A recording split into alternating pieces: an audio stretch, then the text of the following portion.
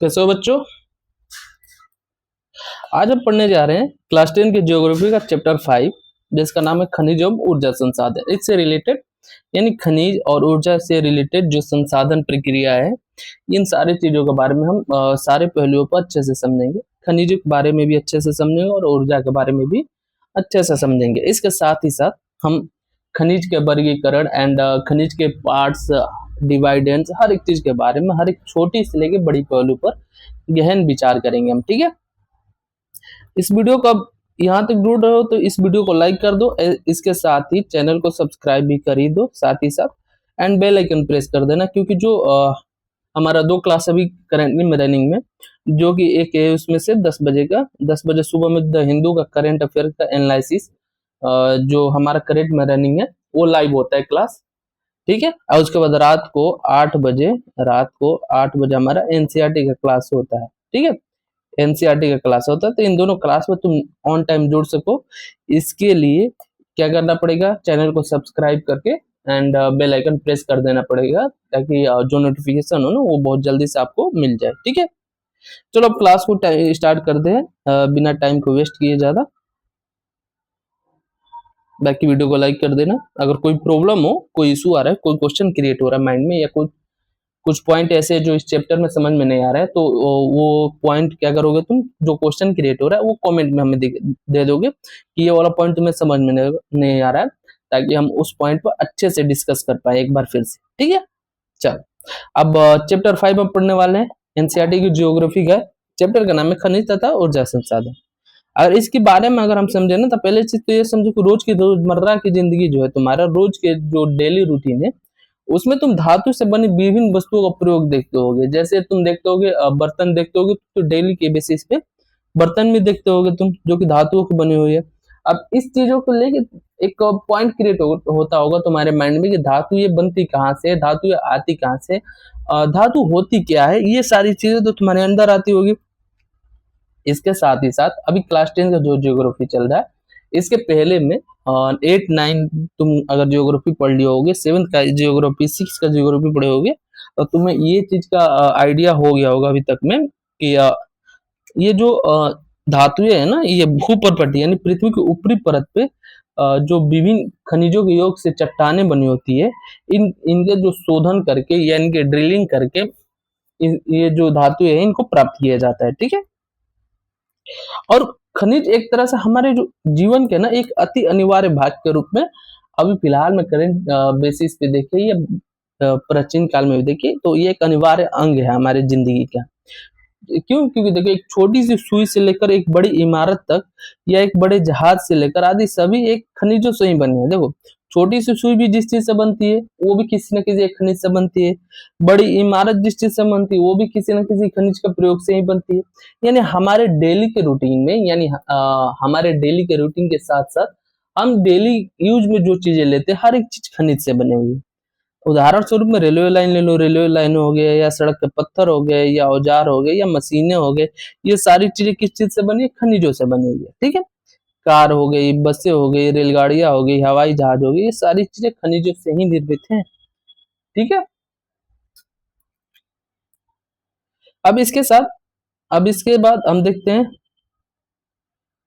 सभी सजीव वस्तुओं को खनिजों की आवश्यकता क्यों होती है। देखो, खनिजों के बिना हमारी जो जीवन प्रक्रिया है ना वो चल नहीं सकते। क्यों? क्योंकि जो खनिज है ना, हमारे कुल पौष्टिक उपभोग का केवल 0.3% भाग ही खनिज है, तथा फिर ये इतने महत्वपूर्ण और गुणकारी है कि इसके बिना हम 99.7% भोज्य पदार्थों का उपयोग करने में असमर्थ हो जाएंगे। ठीक है, अगर खनिज का उपयोग हम नहीं करें, खनिज हमारे जो डेली जीवन में ना वो यूजेबल है, वो है 0.3% के समथिंग है। ठीक है, 0.3% के समथिंग होने के बावजूद अगर हम 99.7% जो हमारा भोज्य पदार्थ है, जो कि खनिजों पर डिपेंडेंट नहीं है, लेकिन फिर भी अगर 99.7% भोज्य पदार्थ जो है ना, इसका उपयोग हम नहीं कर पाएंगे, जबकि खनिजों के बिना।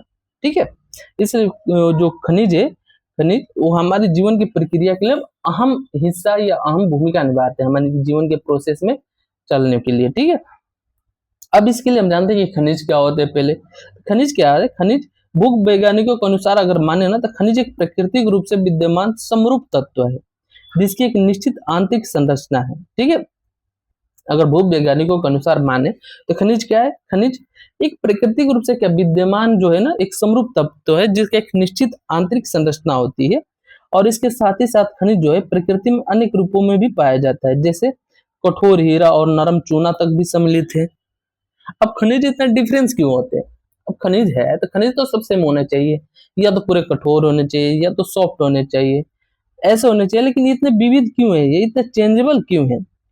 अब ऐसे तुम समझ सकते हो, जैसे मान लो आप चट्टान, जैसे तुम चट्टानों के बारे में अगर जानते हो तो चट्टान खनिजों के समरूप तत्वों के क्या यौगिक है। ठीक है, कुछ चट्टानें जैसे चूना पत्थर हो गई केवल एक ही खनिज से बनी है, लेकिन अधिकतर चट्टानें जो होती हैं विभिन्न अनुपातों के अन्य खनिजों का क्या योग है। ठीक है, यद्यपि 2000 से अधिक खनिजों की पहचान की जा चुकी है, लेकिन अधिकतर चट्टानों में केवल कुछ ही खनिजों की बहुतायत है। ठीक है, लेकिन अधिकतर चट्टानों में केवल कुछ ही खनिजों की बहुतायत है।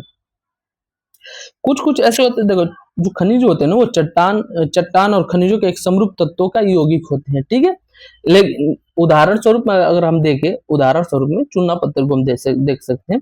चूना पत्थर क्या है? चूना पत्थर केवल एक ही खनिज से बना हुआ होता है। चूना पत्थर केवल एक ही खनिज से बना होता है, सिर्फ चूना पत्थर होता है उसमें। ठीक है, लेकिन मैक्सिमम जो चट्टाने होती है ना, मैक्सिमम जो चट्टाने होती है वो अलग अलग अनुपात में बहुत सारे खनिजों का एक मिक्सअप होता है। ठीक है, मिक्सअप होता है।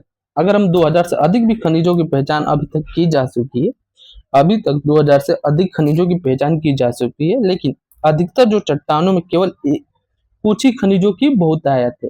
ठीक है, एक खनिज विशेष जो निश्चित तत्वों का योग है, उन तत्वों का निर्माण उस समय के भौतिक और रासायनिक परिस्थितियों का परिणाम है।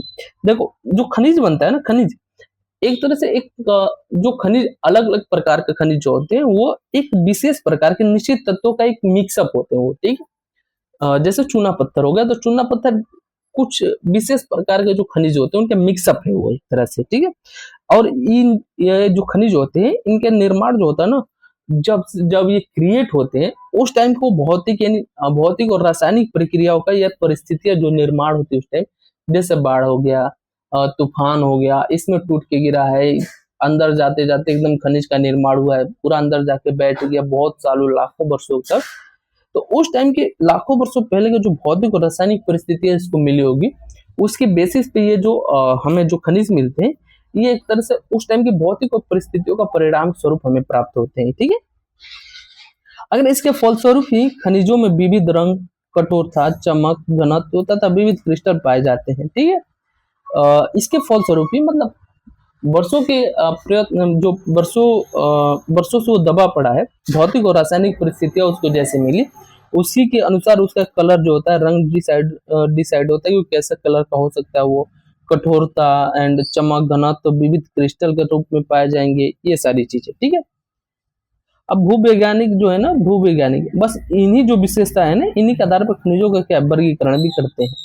ठीक है, सामान्य एवं सामान्य व वाणिज्यिक व्यापारिक उद्देश्य हेतु खनिज निम्न प्रकार से वर्गीकृत किया जाते हैं। अगर खनिजों का वर्गीकरण देखें ना तो खनिज 3 वर्गों में विभाजित होते हैं। पहले क्या? धात्विक, दूसरा धात्विक और तीसरा ऊर्जा खनिज जो होता है। अब धात्विक खनिज भी 3 प्रकार के होते हैं, लौह धातु, अलौह धातु और बहुमूल्य खनिज के रूप में इसको डिफाइन किया जाता है। ठीक है, धात्विक खनिज 3 प्रकार के, लौह, अलौह और बहुमूल्य। हालांकि बहुमूल्य नहीं माना जाता है, 2 ही प्रकार माना जाता है, लेकिन 3 तरह से डिफाइन किया गया तो 3 तरह से हम समझेंगे इसमें, क्योंकि एनसीईआरटी है, एनसीईआरटी जो डिफाइन कर रहा है ना वो ज्यादा मोस्ट इंपोर्टेंट हो जाता है वैसे हमारे लिए। ठीक है, धातुक खनिजों में अगर हम देखा तो लौह धातु में क्या लोहे का अंश होगा, लौह धातु नाम ही है, तो ऐसे धातु जिसमें लोहे का अंश हो, उदाहरण स्वरूप लौह अयस्क, मैग्नीज हो गया, निकेल हो गया या कोबाल्ट हो गया, ये सब। ठीक है, अलौह धातु खनिज जो होते हैं वो ऐसे खनिज होते हैं जिसमें लोहे का अंश नहीं पाया जाता। उदाहरण स्वरूप अगर तुम देखो तो उसमें दिखेगा तुम्हें तांबा हो गया, सीसा हो गया, जस्ता होगा, बक्साइट हो गया, ये सब। बहुमूल्य खनिज के रूप में सोना, चांदी, प्लेटिनम, ये सब इसमें ऐड किया जाता है। अधात्विक खनिज क्या होते हैं? अधात्विक खनिज जैसे होते हैं जिसमें धातु का अंश नहीं होता है। ठीक है, अधात्विक जिसमें धातु ना हो। ठीक है, उदाहरण स्वरूप अगर हम देखें इसमें तो अभ्रक हो गया, नमक हो गया, पोटास, सल्फर, चूना पत्थर, संगमरमर, बलुआ पत्थर इत्यादि। ऊर्जा खनिज का अगर हम देखें, ऊर्जा खनिज जैसे कोयला, पेट्रोलियम तथा प्राकृतिक गैस इसके अंतर्गत आते हैं।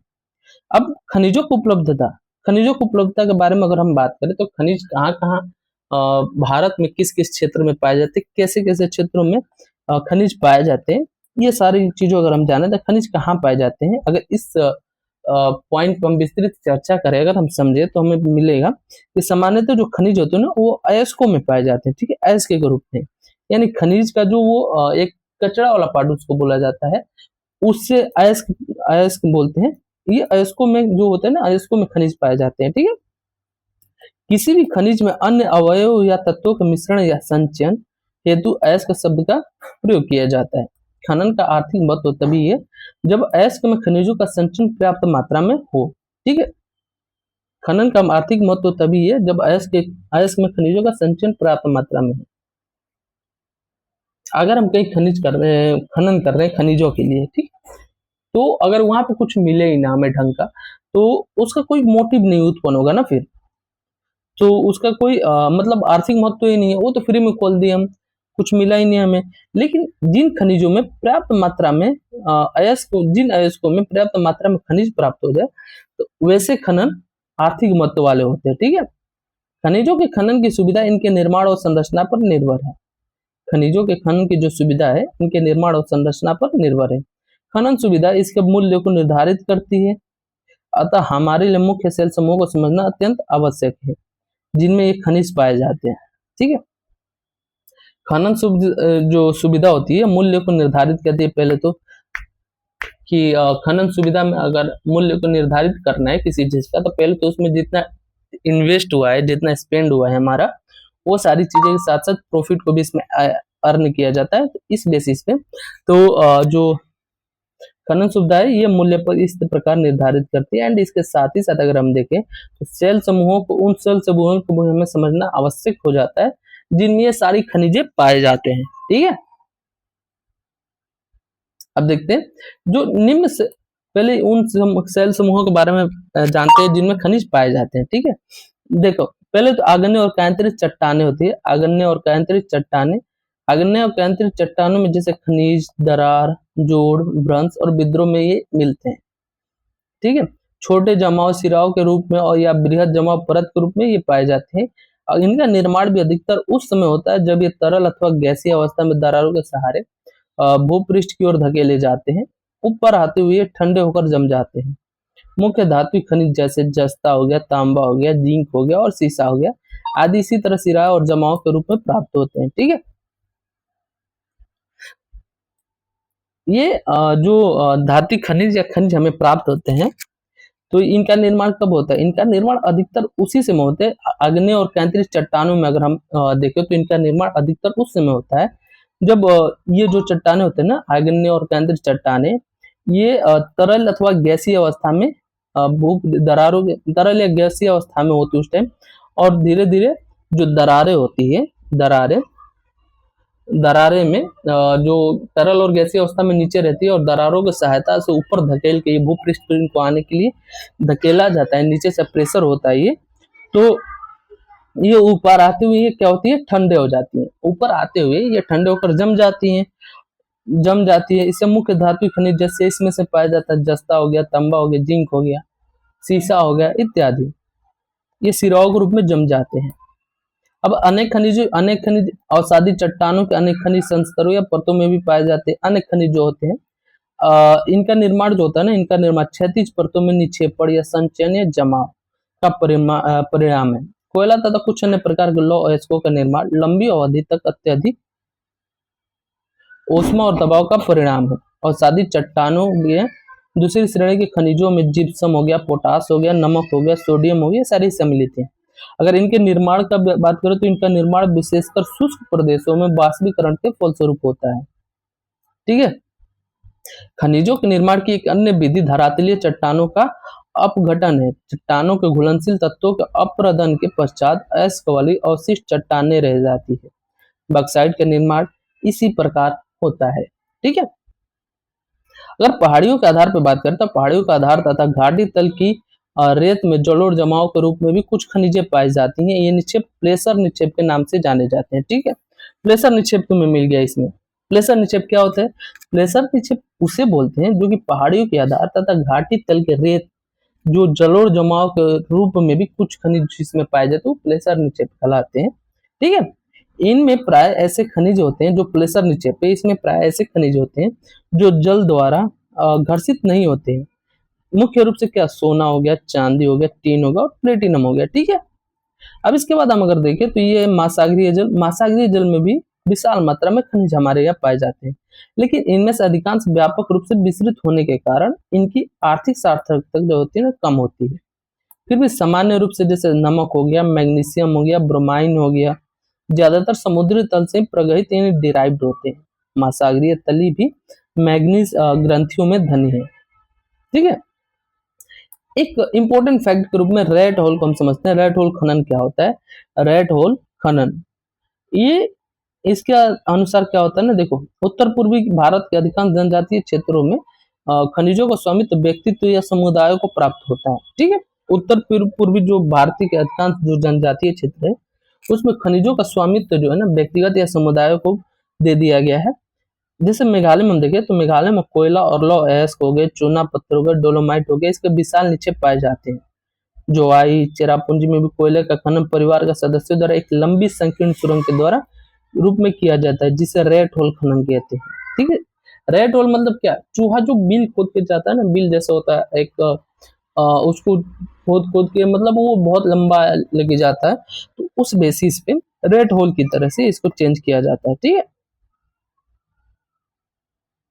लेकिन इसको नेशनल ग्रीन ट्रिब्यूनल ने इस ऐसे क्रियाकलापों को अवैध घोषित किया और सलाह दी कि इसे तुरंत रोक दिया जाना चाहिए। ठीक है, अब नेक्स्ट अगर पॉइंट हम देखें तो भारत अच्छे और विविध प्रकार के खनिज संसाधनों में क्या सौभाग्यशाली है। यद्यपि इनका वितरण असमान रूप से है, लेकिन मोटे तौर पर प्रायद्वीपीय चट्टानों में जो कोयला हो गया, धात्विक खनिज हो गए, अब्रक हो गया या अन्य अनेक अधात्विक खनिजों का अधिकांश भंडार संचित है। कहाँ? प्रायद्वीपीय चट्टानों में। ठीक है, प्रायद्वीप के पश्चिमी और पूर्वी पसरबों पर गुजरात हो गया, असम की तलछटी चट्टानों में अधिकांश खनिज तेल निक्षेप पाए जाते हैं। अधिकांश खनिज तेल निक्षेप जो है ना गुजरात और असम के तलछटी चट्टानों में पाए जाते हैं। ठीक है, प्रायद्वीपीय शैल क्रम के साथ राजस्थान में अनेक अलौह खनिज पाए जाते हैं। उत्तरी भारत के विस्तृत जलोढ़ मैदान आर्थिक महत्व के खनिजों से लगभग विहीन है। ये विभिन्नताएं खनिजों की रचना में अंतर्ग्रस्त भूगर्भिक संरचना, प्रक्रिया और समय के कारण है। अब इनके बारे में हम देखते हैं कि भारत में कुछ प्रमुख खनिजों का वितरण के बारे में हम थोड़ा सा समझते हैं कि इनका संचय यानी रिजर्व की आर्थिक जीवियत यानी वाइबिलिटी की प्रभावित करने वाली महत्वपूर्ण भूमिका जो निभाते हैं हमारे में। और इनका क्यों विकल्पों का चयन करना पड़ता है ऐसी कि निक्षेप तथा भंडारा से खदान में परिवर्तित हो जाता है इसमें। तो लौह खनिज के बारे में अगर हम समझे तो लौह खनिज जो होते हैं ना धातु खनिजों के कुल उत्पादन मूल्य के 3/4 भाग का योगदान करते हैं। ठीक है, धातु खनिज का कुल उत्पादन जितना होता है ना उसके मूल्य का 3/4 का जिसका योगदान है ना इसमें, उसमें लौह खनिज का है। ये जो होते हैं ना लौह खनिज, इसमें धातु शोधन उद्योगों के विकास को मजबूत आधार प्रदान करते हैं। भारत अपनी घरेलू मांग को पूरा करने के पश्चात बड़ी मात्रा में धातु खनिजों का निर्यात करता है। ठीक है, लौह खनिजों का स्तर पर अगर हम बात कर रहे हैं तो लौह खनिज जो है ना धातु खनिजों के कुल उत्पादन मूल्य का लगभग 3/4 भाग जो होता है इसमें योगदान देता है। एंड इसके साथ ही साथ ये धातु शोधन जैसे उद्योगों में भी महत्वपूर्ण भूमिका निभाता है।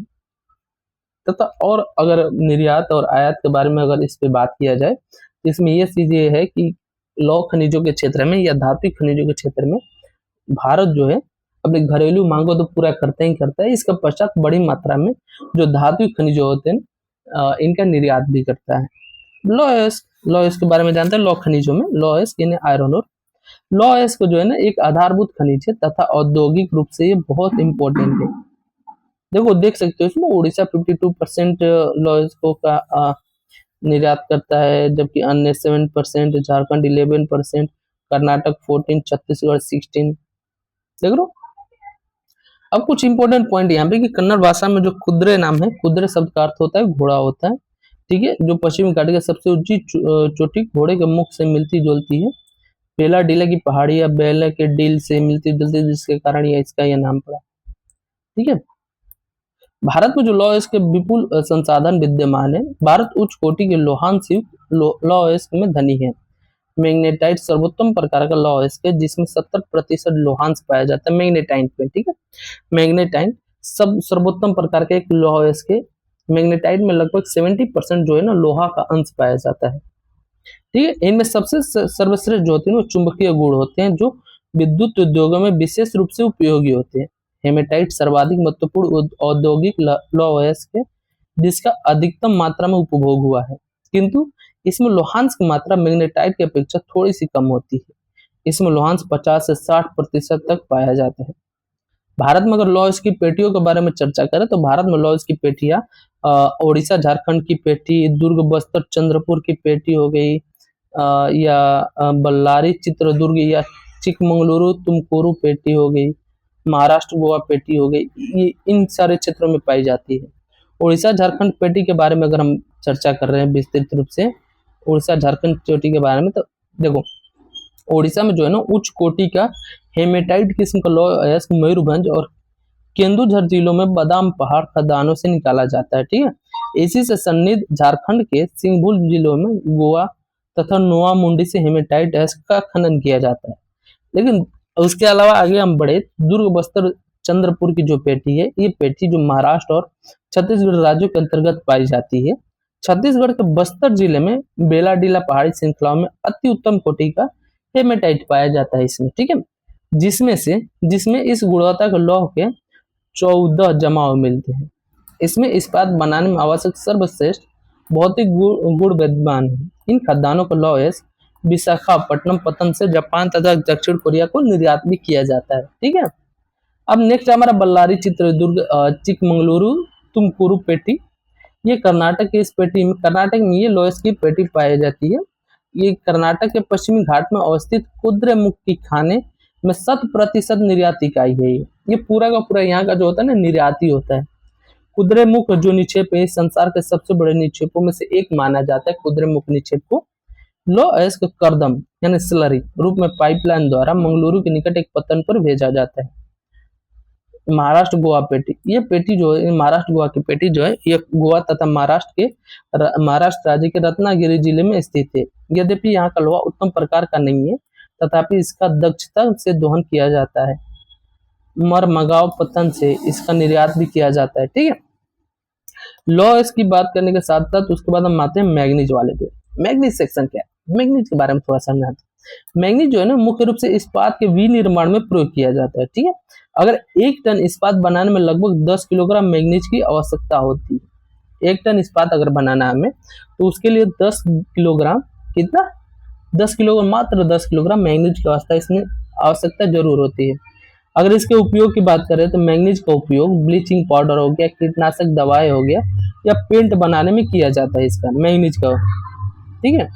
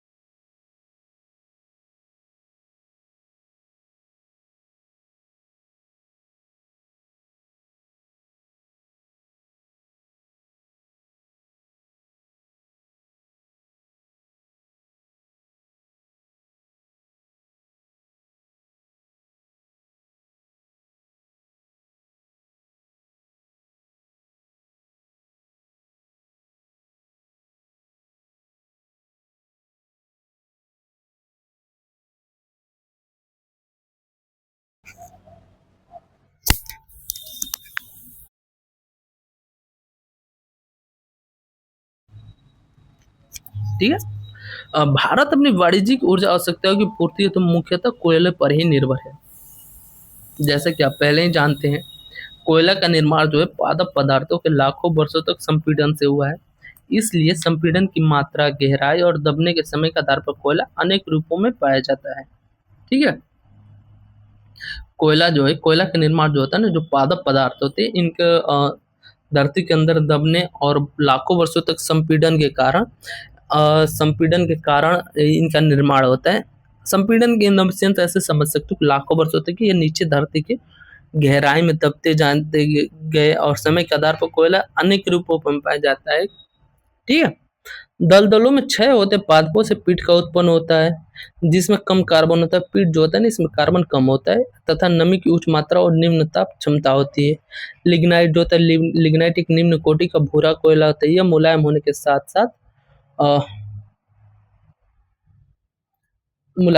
साथ ये नमी युक्त भी होता है। ठीक है। लिग्नाइट के प्रमुख भंडार जो है तमिलनाडु के नेवेली में मिलते हैं और विद्युत उत्पादन में प्रयोग भी किए जाते हैं। गहराई में दबे तथा अधिक तापमान प्रभावित कोयले को बिटुमिनस कोयला कहा जाता है। अधिक तापमान प्रभावित और गहराई में जो दबा होता है वो बिटुमिनस कोयला होता है। वाणिज्यिक प्रयोग में यह सर्वाधिक लोकप्रिय है। धातु शोधन में उच्च श्रेणी के बिटुमिनस कोयला का प्रयोग किया जाता है, जिसके लोहे के प्रगलन में विशेष महत्व होता है।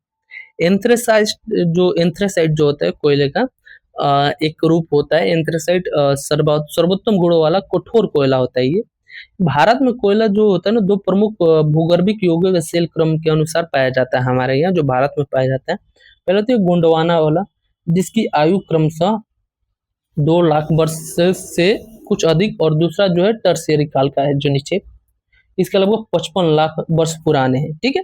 गोंडवाना कोयले जो है धातु शोधन कोयला है के प्रमुख संसाधन दामोदर घाटी के क्षेत्र जैसे पश्चिम बंगाल तथा झारखंड, झरिया, रानीगंज, बोकारो में स्थित है। जो महत्वपूर्ण कोयला के क्षेत्र है, गोदावरी, महानदी, सोन, बरदा नदी घाटियों में भी कोयले का जमाव पाए गए हैं अभी तक में।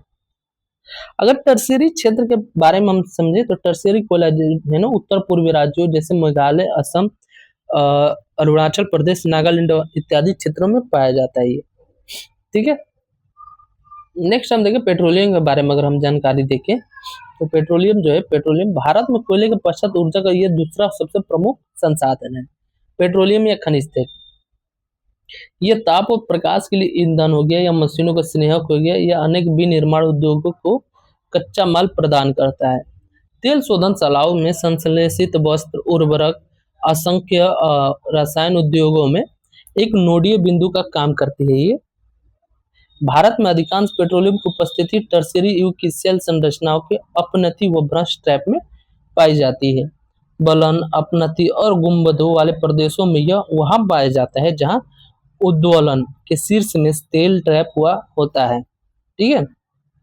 तेल धारक परत संरंध्र चूना पत्थर या बालू पत्थर होता है, जिसमें से तेल प्रवाहित हो सकता है।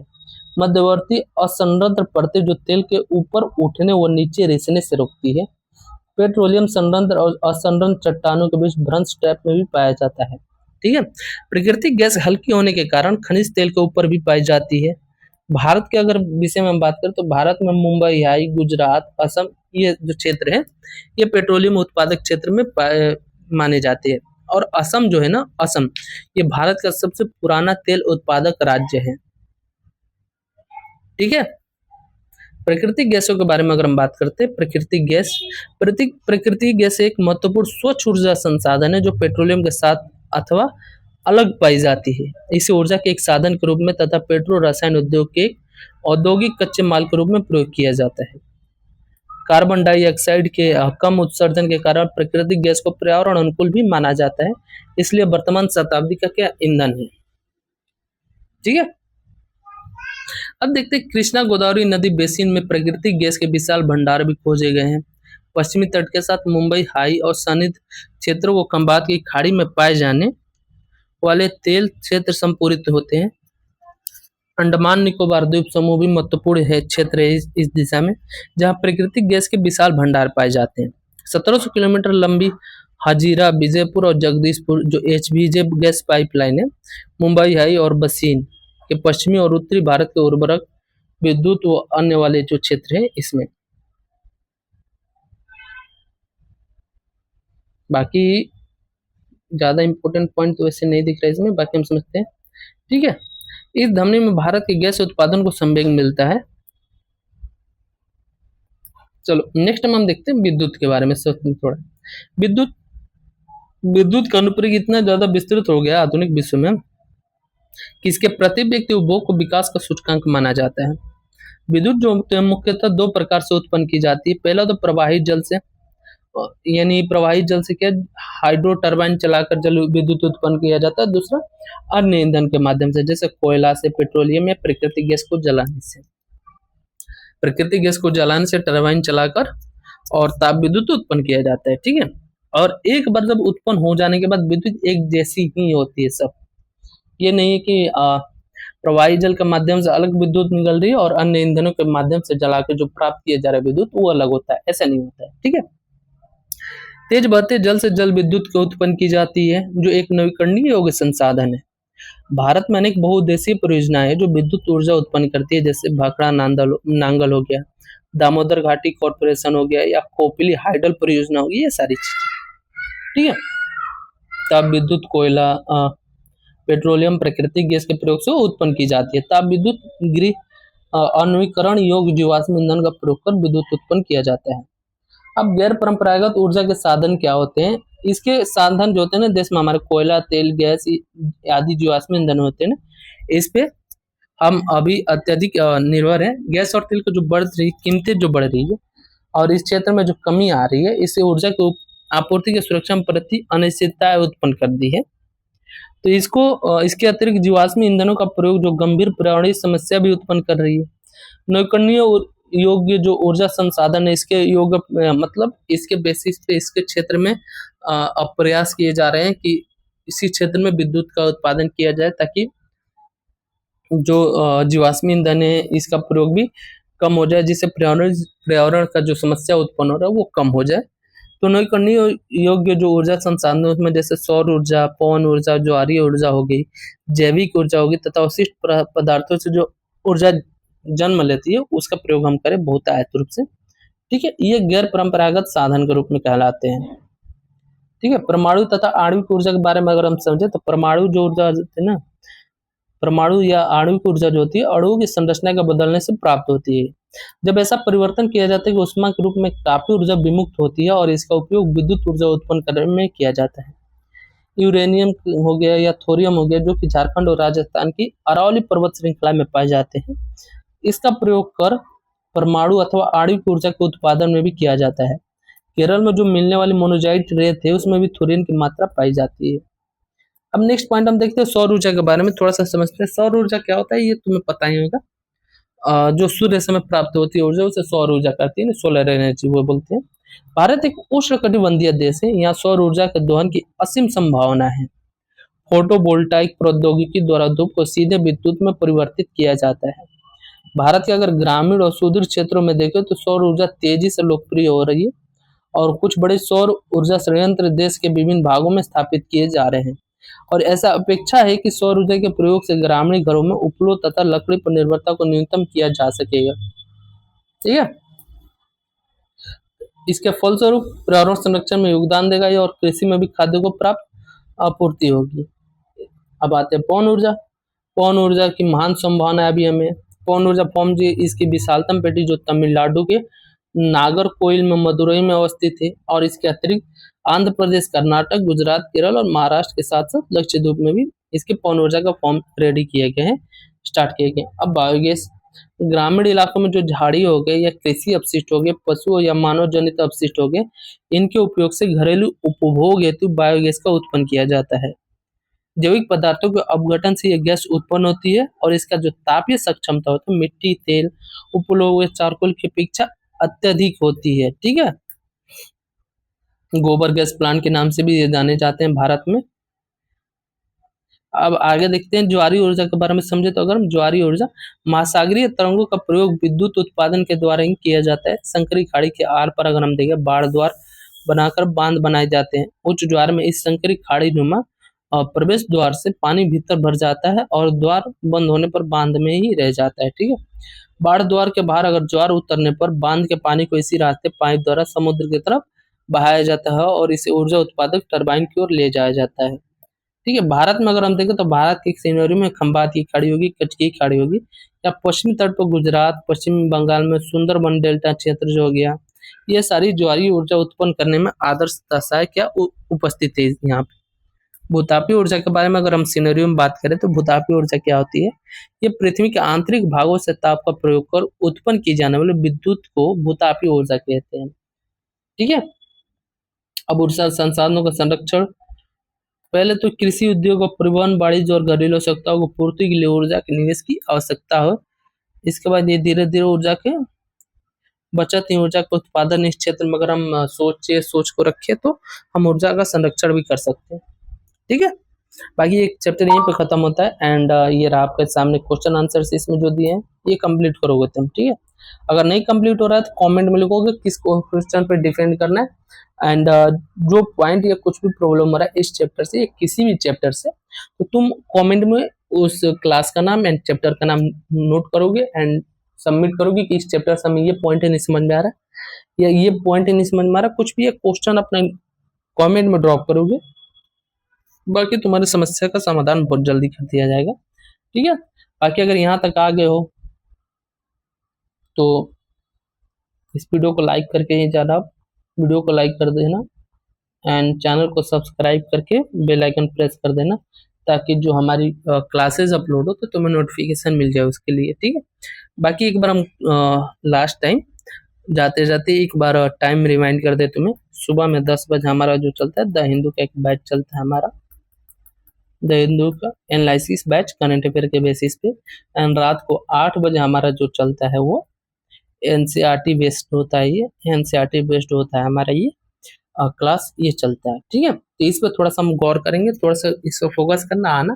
ठीक है, बाकी कल के जो क्लास में हम विनिर्माण उद्योगों के बारे में जानेंगे और ये क्लास 10 के ज्योग्राफी का सबसे अंतिम चैप्टर है, तो इसको समझ के थोड़ा सा क्लास 10 को कंप्लीट करेंगे अच्छे से। ठीक है, क्योंकि अंत भला तो सब भला। बाकी वीडियो को लाइक कर देना, फिर से बोल रहे, एंड चैनल को सब्सक्राइब करके बेल आइकन ओपन कर देना ताकि मिलते हम कल के क्लास में। तब तक के लिए ख्याल रखो अपना। जय हिंद।